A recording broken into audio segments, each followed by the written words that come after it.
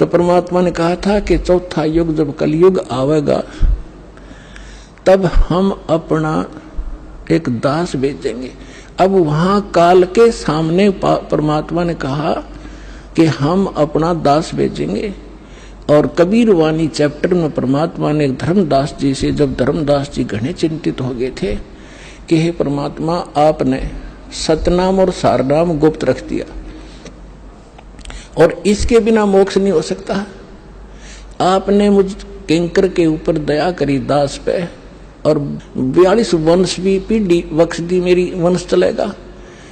तो हे परमात्मा, सारनाम और सतनाम बिना पार नहीं हो सकते, तो मेरे बच्चे कैसे पार होंगे? ऐसे कलेजा पकड़ के बैठ गया। परमात्मा ने सोचा भाई ये घना दुखी हो गया। तो परमेश्वर ने कहा कि सुन ले, काल ने क्या कहा था, 12 पंथ करूं मैं साजा, नाम तुम्हारा ले करूं आवाजा। 12 पंथ नाम जो लेगी, हमरे मुख में आन समोही। जाओ जोग जीत संसारा, जीवन माने कहा तुम्हारा।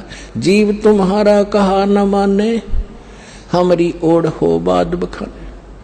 अब इतना समय नहीं रहा, मैं वो सारे प्रमाण आज नहीं दिखा पाऊंगा आपको कि 12 पंथ कौन कौन से हैं। तो 12 पंथ, 12वां पंथ गरीबदास पंथ बताया है, लिखा कवि सागर में। तो परमात्मा ने कहा तू चिंता ना करे धर्मदास, जब 5500 वर्ष कलयुग बीत जाएगा तब या बिचली पीढ़ी आवेगी, और बिचली पीढ़ी तक यो ज्ञान और तत्व ज्ञान और सतनाम सारनाम कति गुप्त रखना है, नहीं तो काल के दूतों का हाथ लग जाएगा, मेरा सारा मिशन खराब हो जाएगा। तो परमात्मा ने देखा कि ये बिल्कुल चिंतित हो गया घना। तब परमेश्वर ने कहा धर्मदास, जब साची बताऊं तेरे ते, तब धर्मदास ने कहा कि भगवान आज कितना अच्छा समय है, कलयुग स्टार्ट है सन 1398 में और 1512 तक है, और आज भी लोग ना मानते, और आप कह रहे हो आगे तो भयंकर कलयुग पैदा कर देगा, काल ऐसा जुल्म कर देगा, हाहाकार मच जाएगी, इंसान कृतघ्नी हो जाएंगे। तो उस समय कैसे पार होंगे? आज तो आप भी विद्वान हैं और फिर भी ना मान रहे ये लोग।